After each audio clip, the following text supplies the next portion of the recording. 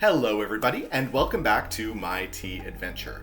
Well, spring has supposedly sprung, the birds are singing, the flowers are blooming, and here in Vancouver, it's occasionally sunny, so I guess that's as close to spring as we're going to be getting. That also means that Easter is right around the corner, and along with Easter, there's a fantastic array of amazing Easter treats that we get to enjoy. So I thought it would be fun to do an Easter-themed afternoon tea, and I've picked out a couple of really cool little sweets that I think will be a fun way to celebrate the Easter long weekend. So hopefully you'll be inspired by these and you will be able to incorporate them into your own Easter celebrations. We're doing a few things today that I've never done before. Things could go wrong as always, but I'm mildly hopeful. You know, having started this channel at a 3 on the baking knowledge, I now feel like I'm at a 5. I look at recipes and I generally know what they're saying. So that's good. Now, in today's afternoon tea, we have a couple of different savories. We're going to do an egg sandwich Irish style. I don't know what that means, but it looked pretty delicious. We're also going to try some toasted ham sliders. And I'm going to try and make a stuffed crescent roll. Now our scones, I thought I'd go with a really good Easter theme and go with hot cross bun scones. And then when we look at our savories, we're going to be doing some really creative things. I'm a bit worried, but I think it's going to be fun. We're going to be making mini carrot cake cupcakes. We're going to be making coconut macaroon bird's nests. And then we're going to be finishing that off with a carrot garden pudding cup, which looks absolutely fantastic. I have no idea how it's going to work out, but I think it's going to be really fun. So that's our menu for today. I'm really excited. Now I think we need to get our apron on, and I would like to say I now have a My Tea Adventure apron that my friend Nikki made me. Thanks, Nikki. I love it. It's absolutely great. So we've got our apron on. I think that means that we are ready to start this adventure. Here we go.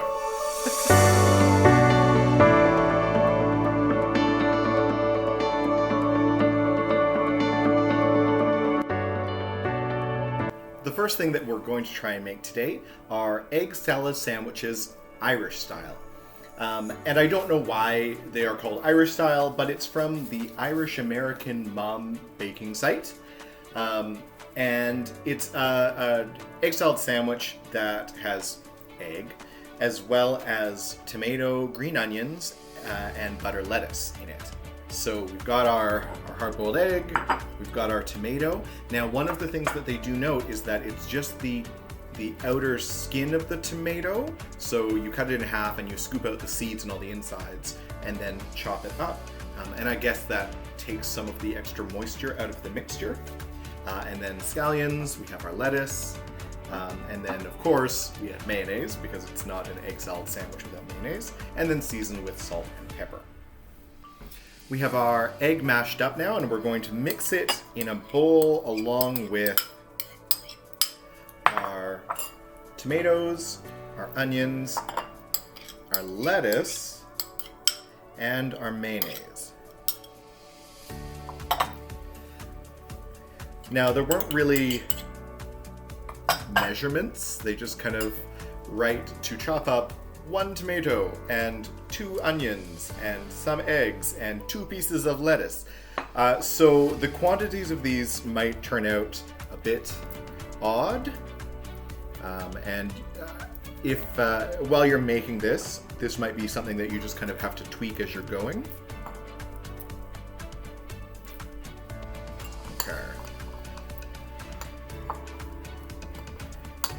This is supposed to make 2 sandwiches. So I'm gonna kind of see how far this mixture goes. And then, you know, if we have to make alterations from there, I can do that. Okay, it's really nice and colorful. 1/8 of a cup of mayonnaise. That is very small and very specific. And we're just going to add in a bit of salt and a bit of pepper to season. This looks really, really nice and colorful. I don't know if it will make. I'm going to try and make 3 sandwiches because I make my tea sandwiches quite small. I don't know if it will make 3, but we'll give it a try.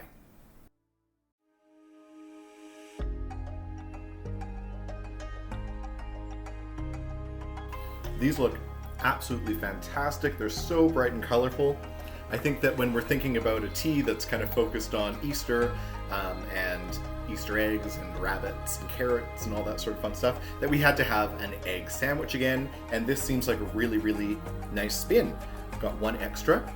Let's give it a try. Yeah, the tomato and butter, lettuce, and onion in the egg mixture is great. I think that these might become my new staple egg sandwich.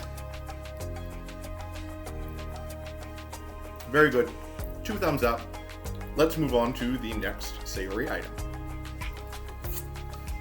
The next savory that we're going to make are baked ham and cheese sliders, and this is using Hawaiian rolls. I love Hawaiian rolls. They're so yummy. So I saw this recipe and I thought this is absolutely perfect. Now, if you were making these for guests, you'd probably want to serve them warm. So these are probably the last thing that you're going to want to make. This is from Together as Family, and it calls for 20 Hawaiian rolls. I'm not doing that large a serving. I only need 9.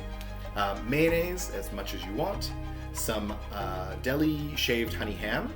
And it says 1 block of Swiss cheese. I've just got some shredded Swiss cheese. And then on top of that, there's a butter sauce, which includes butter, dried onions, yellow mustard, poppy seeds, and Worcestershire sauce. I couldn't find poppy seeds, so we're going to have to unfortunately leave those out, but I was able to find everything else.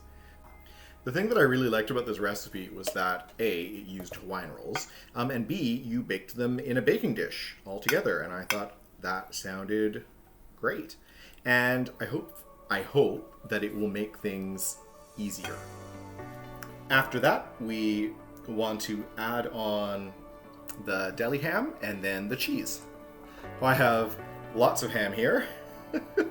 we will probably not need this much, but that's okay. It just means that each roll will have a very generous helping of ham on it. And now we're going to put on our cheese. In a small bowl, combine the melted butter, the onion, the mustard, the poppy seeds, and the Worcestershire. You know what I mean. So we've got our melted butter. Going to add in our dried onion, our moutarde,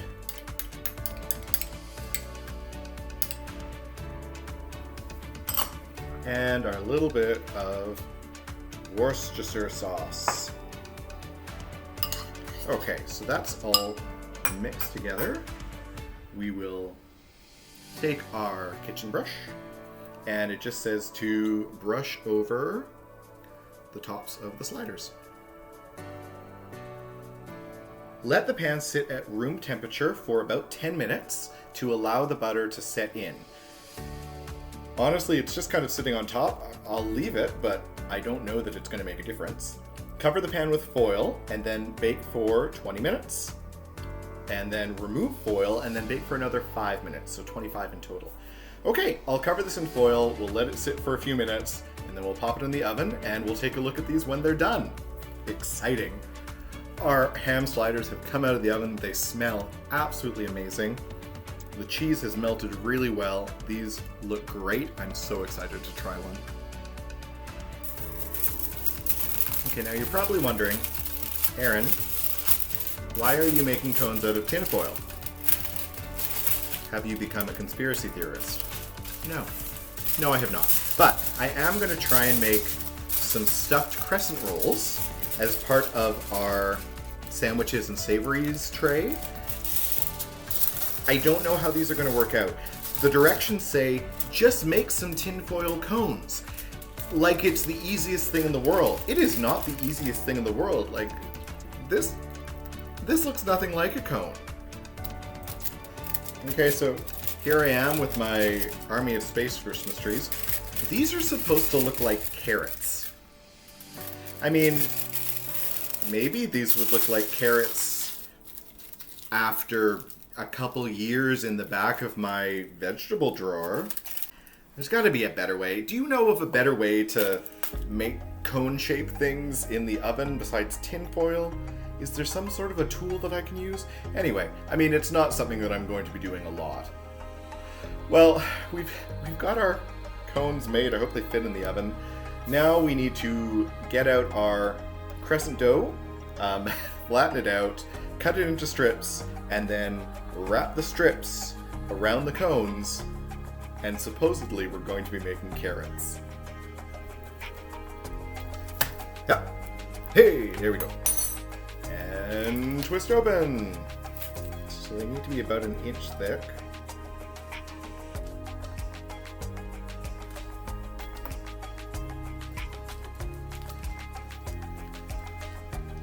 Oh, we were doing so well.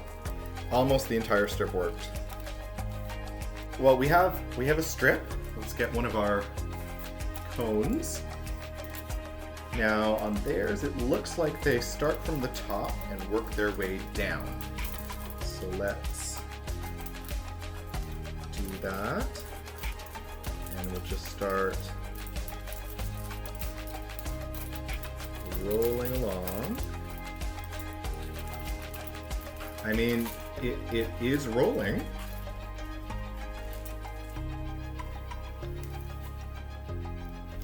This looks good.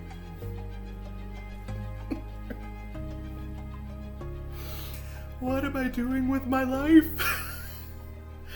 Oh, the YouTube algorithm is going to have fun with this one. No one say anything. They're carrots. Oh, really wobbly carrots. Oh, golly. Oh, no. Oh, no. Okay, I'm going to try and get these in the oven. We'll see how it goes. They're going to bake for 7 to 9 minutes. I got them in the oven. Oh, there is a mixture that goes in them. This is supposed to be stuffed crescent rolls. We'll get working on the mixture soon. I think I need a break after that. Okay, so that means that the crescents are done in the oven. I just had a peek in them. Half of them have already fallen over. I don't know if they'll turn out. They might be burnt. Who knows? Let's pull them out and see what happens. Some of them, like this one, it didn't burn. It looks a little bit carroty. Some of them are a bit too small. I guess the cone needed to be bigger. But, you know, we've got a few that will definitely work, hopefully. This may have worked. They smell great. They smell like crescent rolls, so that's going to be yum. Okay, well, we'll let these cool, and we'll get the filling, and we'll put the filling in, and we'll see how these turn out. I think that we are ready to mix things. I've got my mixer. It works, which is great. So we need to mix in the cream cheese. 1 stick of cream cheese. Salt. Chives. Our lemon. And our parsley.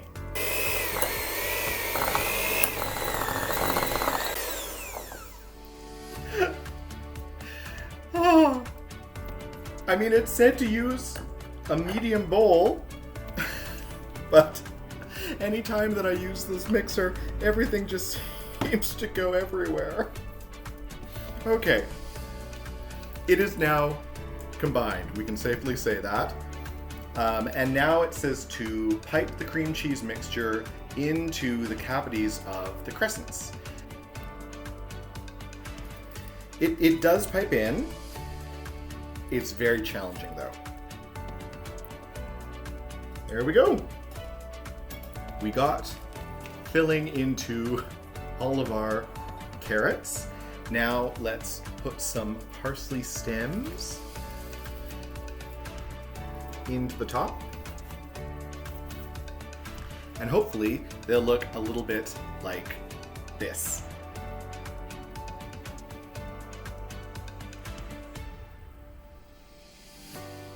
Ta-da! We have our own savory stuffed crescent roll carrots. I think that these will be a really fun addition to our afternoon tea, even though they were a bit of a stress to make. But let's see how the rest of the afternoon tea turns out.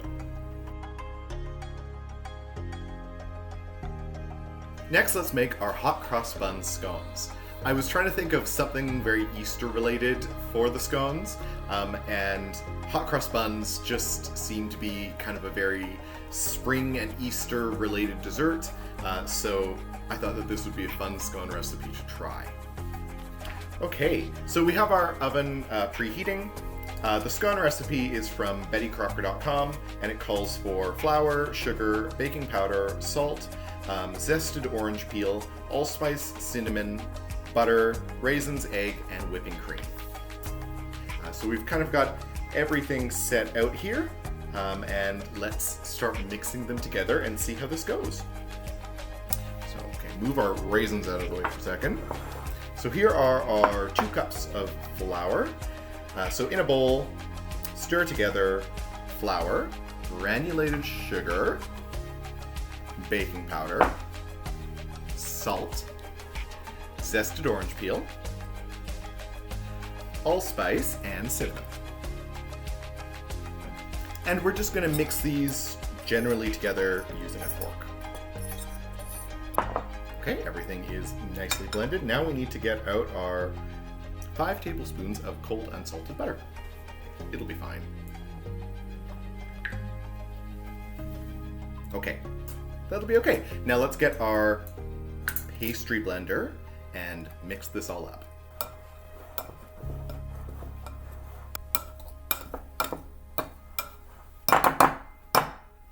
Here we go. I think that's pretty good now, hopefully. Okay, so now that this is blended, we are going to stir in our raisins. Stir, stir, stir.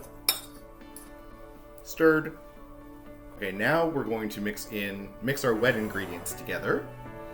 So in a small bowl, beat together eggs and cream. Okay, so we've got 3/4 of a cup of whipping cream, 1 egg.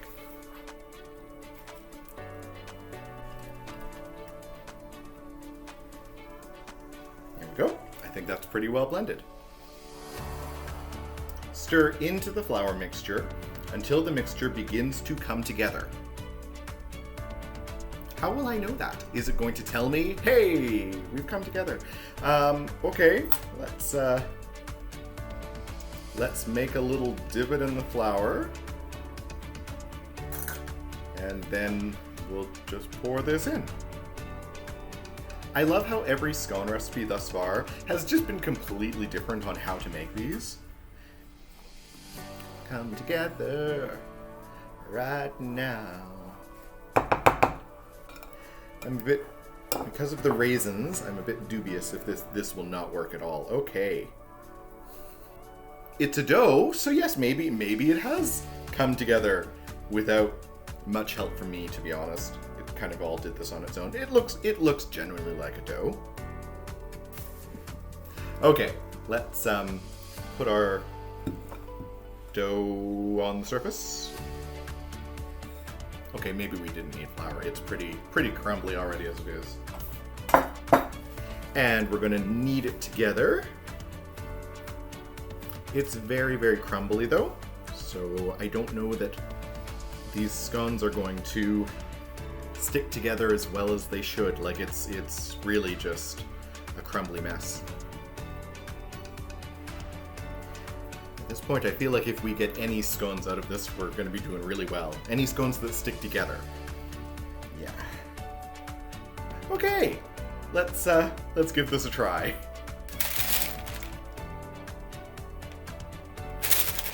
I'm out of parchment paper. Well, this is definitely going to cause problems. Okay, I'm back. I have parchment. Now we can continue on with these scones. It's just unfortunate because scones you want to get into the oven as quickly as possible, and now I have not done that. Luckily the shops are just around the corner, so it didn't take too long to get this. Roll this out. Now it says it's supposed to be an inch thick, That seems pretty thick for a scone. Cookie cutter in. Oh wow, it's really thick as well. And it's holding its shape, barely. Let's get another one. Well, we have some scones. Let's see if these hot cross bun scones turn out. So we're gonna pop these into the oven for 20 minutes at 400 degrees Fahrenheit, and let's see what happens. Okay, now while those are baking, we can prepare our hot cross bun icing that is going to go on top of the scones. So this is going to call for half a cup of powdered sugar, and then 2 teaspoons of milk, half a teaspoon of vanilla. Okay, I know it's supposed to be thick, but this is even a bit, it's too thin. Shh, don't tell them I'm doing this. Just add a little bit more milk in there, just because there were areas of powdered sugar that had not even gotten any moisture, and it was already super thick. So just that little extra bit of milk. Looks like it's made it super runny now.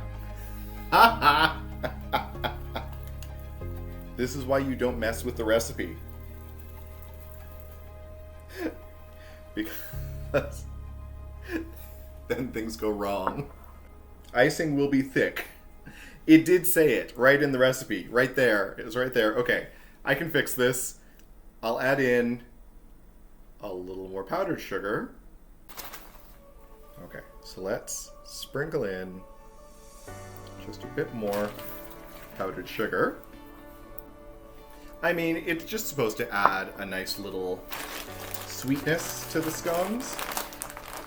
In the picture that they use, they've got the traditional cross shape on the hot cross buns. But I did see a lot of other recipes where they just kind of drizzled the sugar glaze on top of it. So if it's not really holding shape, which it's not, we can just do that. It's supposed to just add sweetness. Something is burning! Something is burning! Oh no! Get the scones out! Okay. I mean, they're not black, but it smells like burning. How many minutes do they have left? They still have 4 minutes left, but they are crisp on the bottom in particular. Okay, well, 20 minutes may have been a bit too long. That's what the recipe said. I hope they're done. We'll let them cool and see what happens. So I'm just going to do a drizzle on these. Who would have thought that just a little bit of milk would have done all this?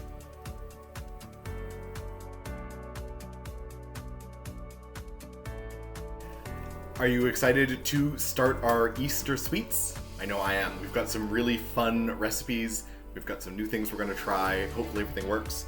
We're going to start off by making some mini carrot cake cupcakes. That's a lot of alliteration all in one name, but I think that carrot cake is a perfect thing to tie in with our Easter tea, so why not make it a cupcake? So we have a recipe from Robin Hood Flour, and it calls for vegetable oil, brown sugar, white sugar, eggs, vanilla, flour, of course, baking powder, baking soda, cinnamon, a little bit of nutmeg and salt, some finely grated carrots, and then you have the option of adding in chopped walnuts if you prefer.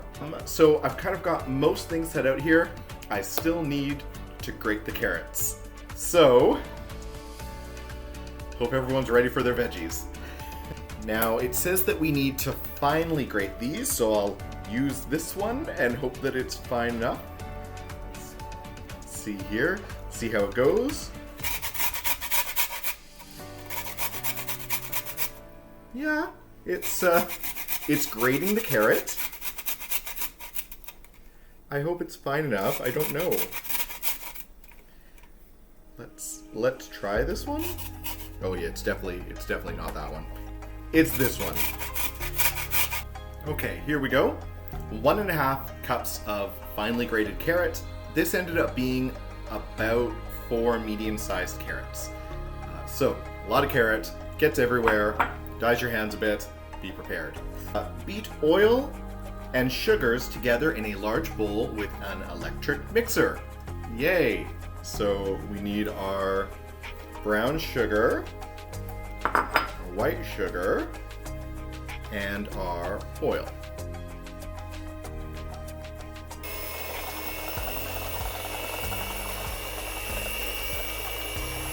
Okay, now we need to add in our eggs.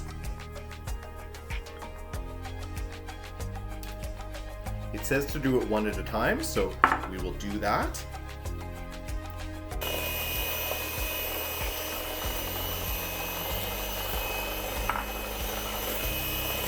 Good, that's done. Add vanilla extract. There you go, 1 teaspoon of vanilla extract. Let's mix this again. So we have our flour already, and we want to put in baking powder and baking soda. Here's our cinnamon. You can't have carrot cake without cinnamon. And a pinch of nutmeg and salt. Another pinch.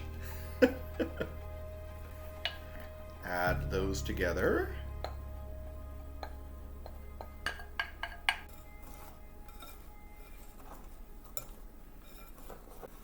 I was a bit worried because the recipe doesn't call for milk, so I thought that the batter might be a bit thick. It is starting to thicken up a bit. A lot, actually. Oh, that's concerning. So here's our ginormous bowl of carrots. Oh my goodness. Oh no. Oh no, it's happening again, everyone. We have another batter that is just... It's not looking good. And I don't know how to fix it. Oh... I should not have used a whisk. The whisk was a mistake. There's a lot of carrot, all in one mixture. I have never made carrot cake before, and I will admit I really don't actually even eat it that often. I just thought that it would be a really good thing to add into an Easter-themed tea. I might be regretting my choices now.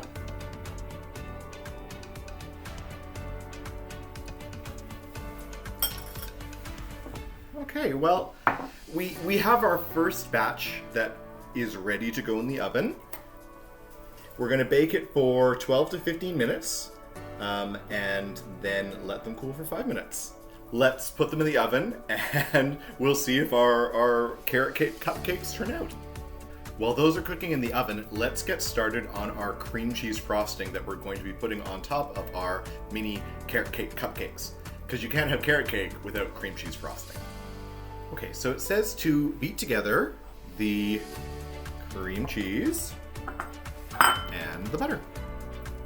Here we go with our hopefully not as scary beater. It's still scary.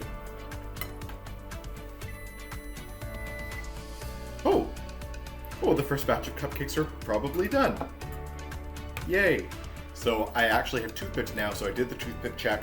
Came out covered in batter, so definitely not done. We'll leave those in a little bit longer. Now, while those are continuing to stay in for another minute or two, let's try beating this with the totally not scary mixer. I don't like it. In addition to me not liking the mixer, I'm also doing it in my small mixing bowl because my big mixing bowl still has cupcake batter in it. So this is not the ideal situation for this.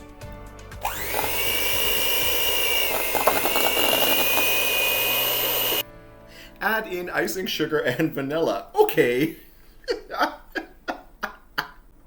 2 cups of icing sugar. Wow. Okay. I'm not gonna add it in all at once. Let's add it in little bits.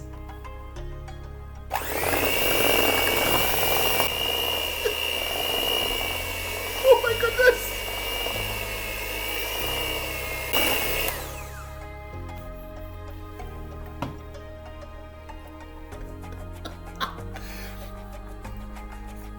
Okay, although we do have something that resembles cream cheese frosting, I now have to clean my entire kitchen and my camera and the light and my hands. I should probably go check the cupcakes. Give me a sec. The toothpick has come out clean, which means that the cupcakes are done. Let's finish this, we'll let them cool, and then we will ice these cupcakes and see what happens. So I still need to add in a tablespoon of vanilla. Frosting. Fire in the hole!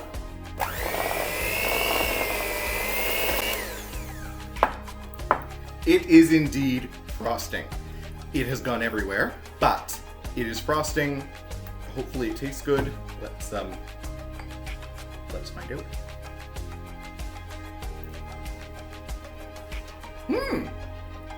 Well, that's very good. Yeah, okay, this is fine. The cupcakes are now cool. We've got our frosting ready to go. I put it in the fridge to chill a little bit because it was probably a little softer than I wanted it to be. But let's pop some of this frosting onto our cupcakes and then try one. There we go. Let's try this first one that didn't turn out so good and see how they taste. It's a good cupcake. I will say that the carrot cake is not very strong. You can kind of taste some cinnamon and maybe a very faint amount of carrot, but it generally just tastes like a cinnamony cupcake that has a strong cream cheese icing on it. It's definitely good. I'm not saying it's not, but if you are a fan of carrot cake, this does not taste strongly of carrot cake. If you would like to hide carrot and give it to people who do not eat their veggies, then this is a great recipe because they won't be able to guess that there's carrot in it. But they look really nice. I think that they're going to be a great addition to our Easter-themed afternoon tea. Let's put these away. We're going to put them back in the fridge to chill while we make some of our other sweets, and then we'll start assembling once our other sweets are done. The next sweet that we are going to be working on are our coconut macaroon bird's nests. This I'm really looking forward to. It uses Cadbury mini eggs, which is always fun, and it involves only using the egg whites, which I've never done before. So let's see if we can separate out some yolks from egg whites. So this coconut macaroon nest recipe that I got is from a website called Inspired by Charm, and the ingredients are egg whites, sugar, salt, sweetened flaked coconut, white chocolate chips melted, we're going to be trying that, and mini eggs or jelly beans. I'm choosing to use mini eggs. I love mini eggs. So what we're going to do is we're going to try and get the egg whites out of the egg yolks. This will be an adventure. And we're going to mix all that in with the coconut. We're going to put the coconut into the mini muffin tins and make little nests, put them in the oven, and while we're doing that, we are going to try and melt the white chocolate. I've got two recipes where I'm melting chocolate today, so this is adventurous. So let's see how it goes. Let's start with trying to get our egg whites separated from the yolks. Now I feel like the way to do this is to crack the egg and then gently move the yolk back and forth between the shell. I feel like I saw my mom do that when I was a kid. Okay, so we want to get as much of the white as we can.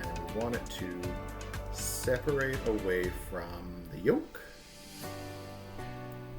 There we go. That's looking fairly successful for round number one. Let's see if the second one is this successful. Nope, it's not.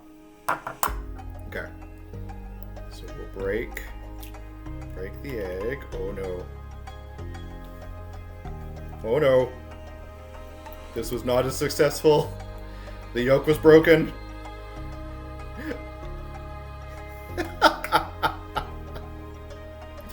Okay, I'll just wash my hands and we'll try egg number 3 and see if it goes better. That looks better. The yolk is still whole. We're getting egg white out. There we go. That's most of the egg white. And now I have a bunch of broken eggs in a bowl. We'll just get rid of this and we'll continue on with our recipe. We got our egg white. I'm super happy about this. Okay, so we're gonna mix in the egg whites and then our salt and our sugar, and we're gonna mix those. I don't know what we're trying to achieve, but we've got now a very bubbly mixture, so I guess it's been properly aerated. With a fork, okay, mix in coconut. I have a fork. I don't know why we're using the fork, but it says to use the fork. Use the fork. Okay, so fork. And drop it in. I don't know that we'll actually need 2.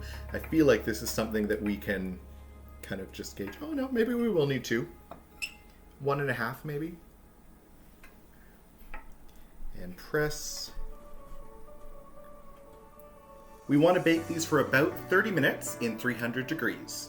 Okay, well let's pop them in the oven, and in 30 minutes we'll see how these bird's nests come out.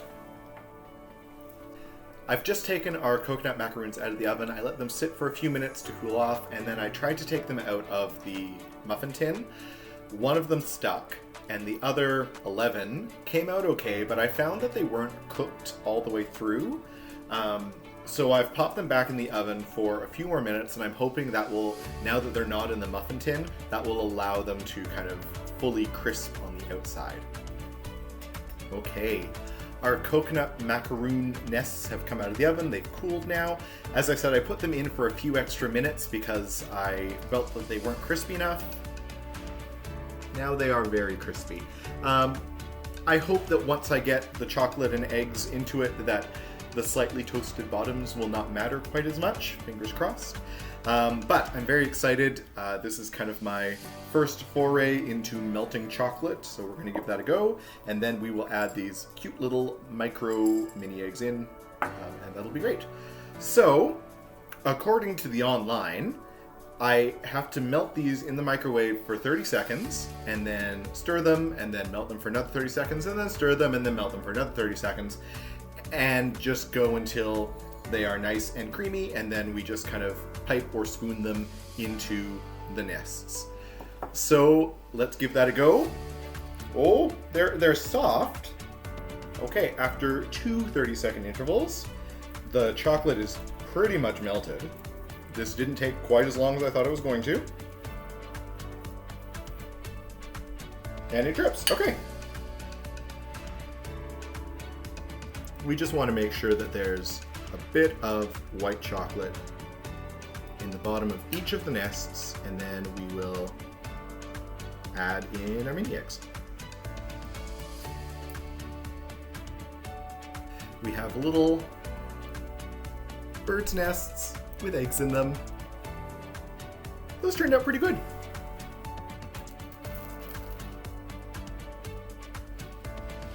Luckily, it doesn't taste burnt, which is good. I like the white chocolate. I don't like the coconut, which I already knew. I made these because I thought that they would look really great with the Easter tea. I don't actually like things with coconut in them, so I'm not surprised that I don't like the coconut. I will finish this though. So I was trying to figure out what I was going to make for the final sweet. I wanted something really impactful that incorporated chocolate in some way, shape, or form, because it's Easter and you have to have chocolate. And then I saw these, and I went, Yes, of course. What is it? How do I make it? And overall, I think it's going to be pretty easy. Now, it's a pudding cup with a strawberry that is dipped in orange chocolate. So everything there seems doable. Now, the recipe itself has an actual pudding recipe in it. I'm not going to do that. I'm going to save time and energy and just use instant pudding. I know, oh, for shame. But I think that, if you are working to make an afternoon tea with a lot of different things, you want to save time wherever you can. So we're going to do this. It involves this powder in this bowl with 2 cups of milk. Now we whisk this for 2 minutes, or until my arm gets tired, which hopefully will be in 2 minutes.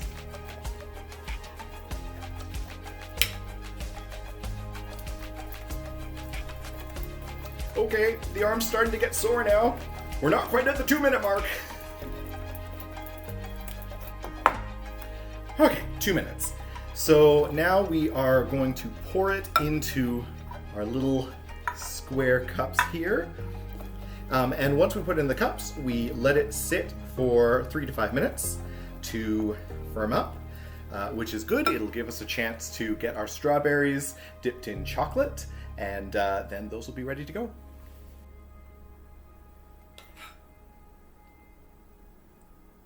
I've just filled these half full-ish,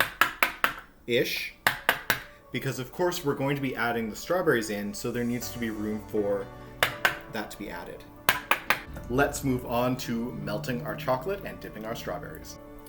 So what we're going to do is we're going to dip each of our strawberries in the chocolate and then drizzle a bit on top to give it extra detail. Okay. Without touching the green part. There we go. You don't know if this is actually going to work. Theirs looked really nice. And I think my chocolate might be setting a bit too much. Now, these carrots are going to go into the fridge to chill for 5 minutes, and then we're going to dip them into our chocolate. We've given our carrots a few minutes to chill in the fridge, and I think that they're ready to go in the soil now. So let's plant our carrots. Pop that into the pudding mix.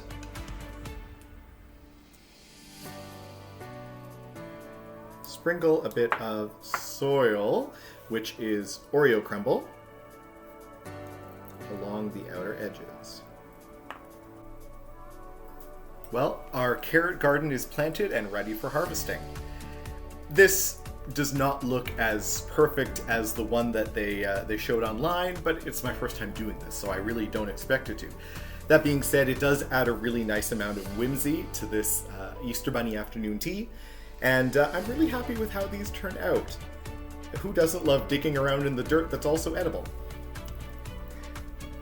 Well, that's the last aspect of our afternoon tea that we're going to be making today.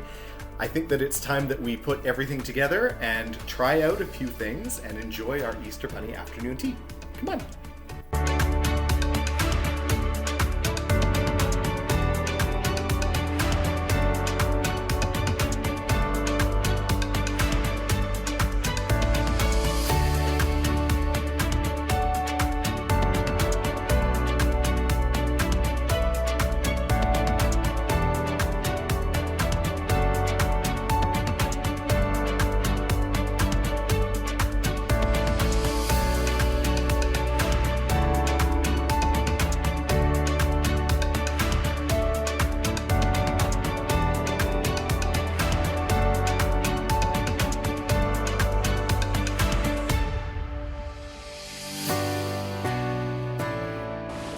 If this doesn't get you into the Easter spirit, I don't know what will.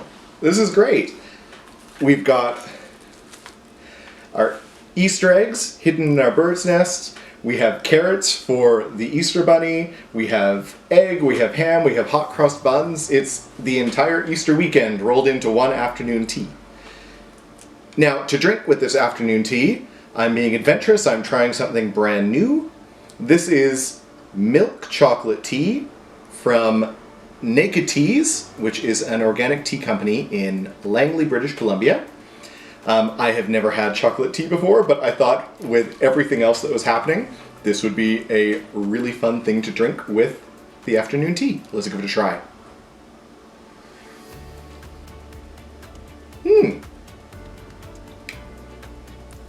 It tastes stronger of black tea than chocolate, but it smells like chocolate. Like, yeah, it smells like chocolate. Okay, I think that we're ready to try some of our afternoon tea goodies. Now, following in tea tradition, we're going to start in our lowest one, and then we are going to move up into the sweets. So we've already tried the egg salad sandwich. Let's try this ham roll. Now, as I said before, this is something that you want to serve warm, and I didn't do that. It's been sitting while I've gotten other things prepared, and it's cooled off. It definitely should be warm. So if you make this, it's really good. Just make sure that you serve it warm. It is a ham and Swiss sandwich. So if you're expecting some profound flavor combination, that is not what is in this sandwich, but really good. I think it's really appropriate for this tea, and it's a nice little bite-sized sandwich. Let's try one of these scones.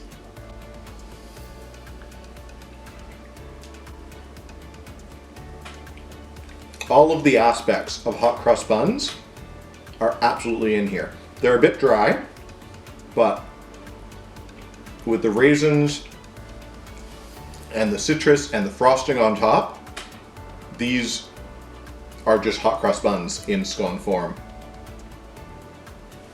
These are really good. Even being a bit dry, they're really good. They really do look like carrots. I'm really quite thrilled with how these turned out, despite the fact that they were a challenge to make. Okay, let's give these a try then. I don't know how far the filling got down. The filling is pretty much only in this top half here. The bottom half is just crescent roll. Yum. The Pillsbury crescent pastry, nice and light and fluffy. The filling is very creamy and has a lot of herb in it, which is very good. Really nice combination. Well, that only leaves one thing left to try. So let us get one of our pudding cups here, dig out the strawberry. There it is. Let's give it a try.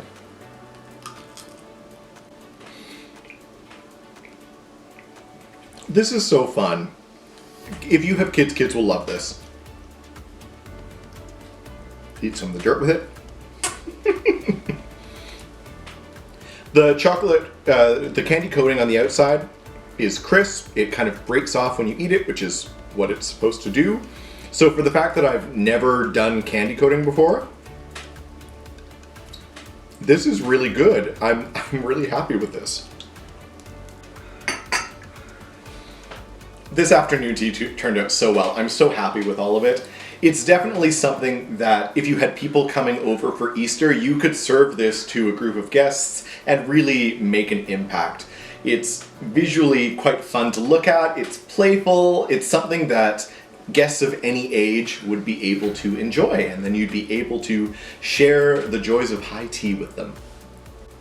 Thank you so much for joining me as I went on this adventure. There were some ups, there were some downs, and if you've made it all the way to the end of this very long video, thank you! You're amazing! I hope that you enjoyed these recipes. If there's any that you really liked or that you're going to try yourself, leave a comment and let me know. I'd love to have a conversation and get to know my audience a little bit better.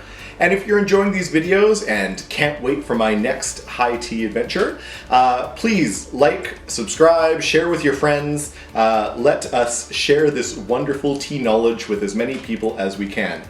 These recipes were really fun, and as I've said before, I'm not an expert in the kitchen, although I feel like I'm gaining a little bit more confidence now. But a lot of these recipes are things that people with any ability in the kitchen would be able to do. They're pretty straightforward. These, the carrot pudding cups, are so easy. So definitely something that you could try and serve to your family or guests that are coming over. Again, thank you so much for joining me. I hope that you enjoyed this little tea adventure as much as I did, and happy Easter. Cheers.